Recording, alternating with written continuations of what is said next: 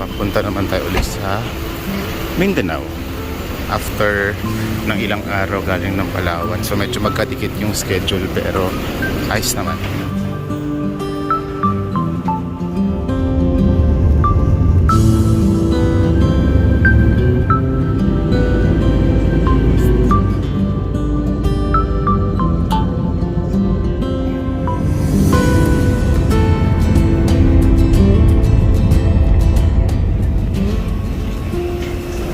Touchdown.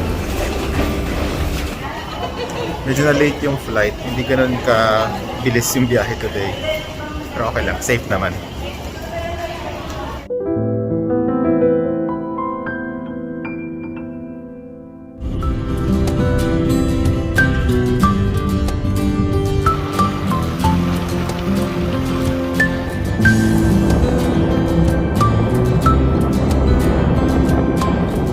So, nakakarating na rin ako.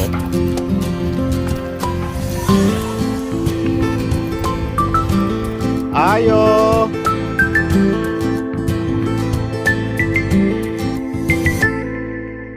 Okay, so ito yung nakaraan na sa Yawan sa Pagabawan. So dito pa rin siya.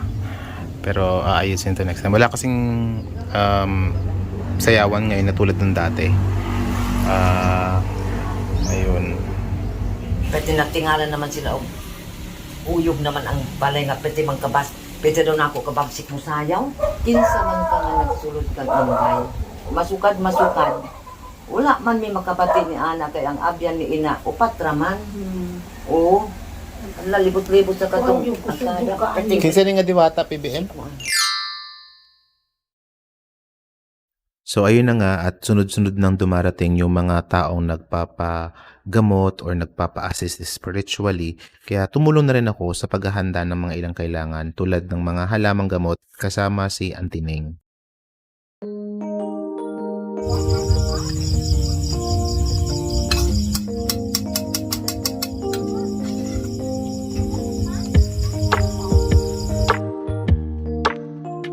Morning pa lang at may ginagamot na si Punong Baylan.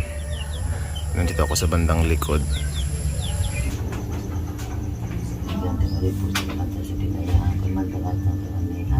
Sunod-sunod yung pagpapabaga ng itong mga pang uling. So kahoy talaga yung gamit. Kasi daming taong pumupunta, mayat-maya talaga. Dalawa lang kami dito. Ini-enjoy ko lang ang bawat araw na kasama ko si Punong Baylan. Kasi marami din akong natututunan sa bawat gawain na kasama siya. Gaya ng mga kaalaman na nagmula pa sa ating mga ninuno. Halimbawa na rito, ang paggamit ng mga halamang gamot. Kung paano ba ito pakinabangan sa pisikal na karamdaman at maging sa mga espiritual na mga gawain. Ito na talaga siguro ang tadhana ko at masaya ko itong isinasabuhay sa paraang alam ko. Maaaring para sa iba, ito ay hindi na angkop sa ating panahon.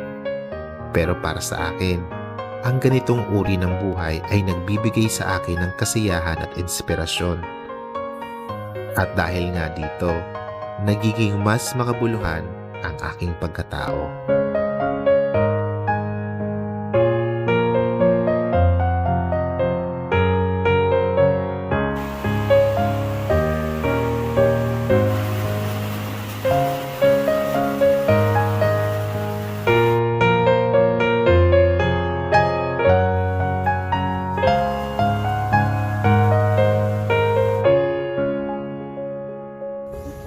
At pinuntahan na rin namin ni Punong Baylan at ni Auntie Ning yung balete para malaman namin kung saan namin ilalagay yung inampuan kinabukasan at kung ano mga dapat ihanda.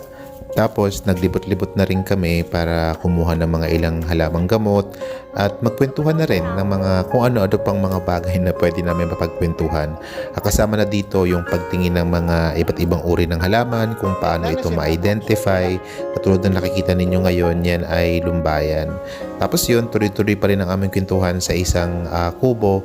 Nagpalipas lang kami ng oras dito. Kwentuhan about mga diwata, mga abyan, kwento about lupa at kung ano-ano pa. Kabalik rin.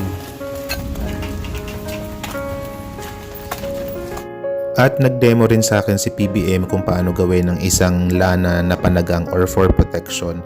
Ito yung bumubula kapag mayroong hindi magandang sitwasyon. Tapos, pag tinatapat ko yung camera, nagikislap-kislap siya, hindi ko alam kung bakit. Tapos, kinagabihan, dumating si Auntie Bingbing at nagkwentuhan kami. And si Auntie Bingbing kasi ang isa sa mga katulong sa pagtugtog ng gimba sa oras ng seremonya.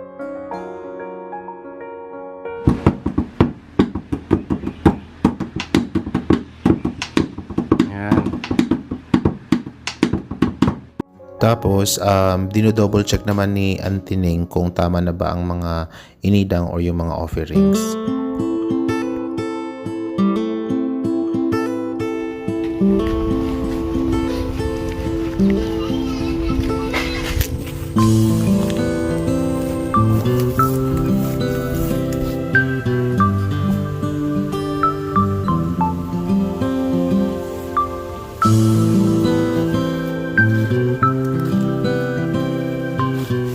Balik na kami para kunin yung mga iba pang panghalad or pang-offer.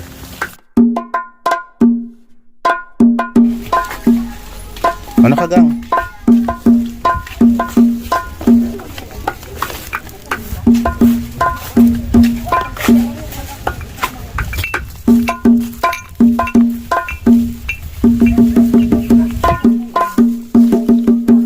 Kaya ginantrapal kasi masyadong matinik yung lupa.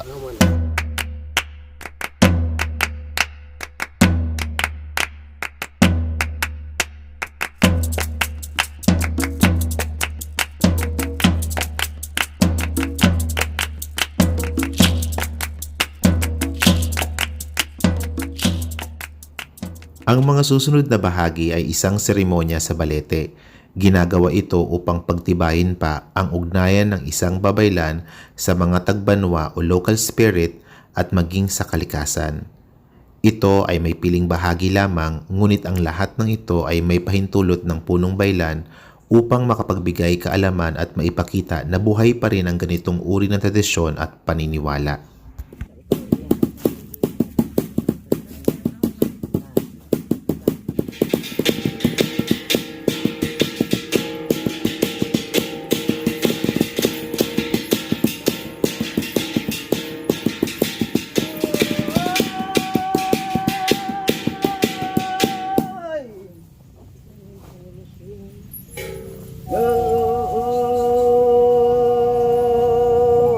Sagigi ao on diwana makabaya-baya diwana makatikuti eko Kan maiyan. di mga banto oy ni binansaga undi ko na ko pabogat poga apagan ko ni batahara Mati pa ajon kay no tumang Adi pa yun mayang. Itong bilang mo. kanong bilunga antuto tokan sono baliti aohan Adi wani so. Naliyakan dyan mga diwata. Ito mga diwata. May pagtapag di binasagan ni. oto basaw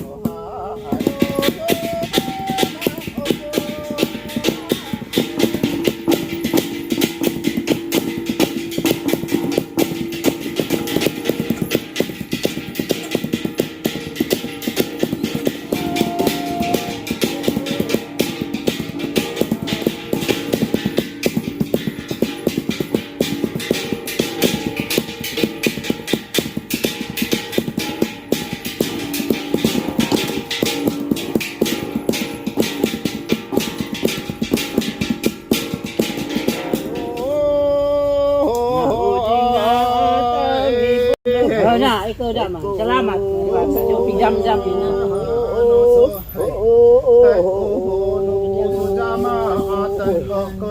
kay nonong bilunga antono baliti ahaan Kan may mga diwata, makuha ko ito, makuha, sagapa si Baliti.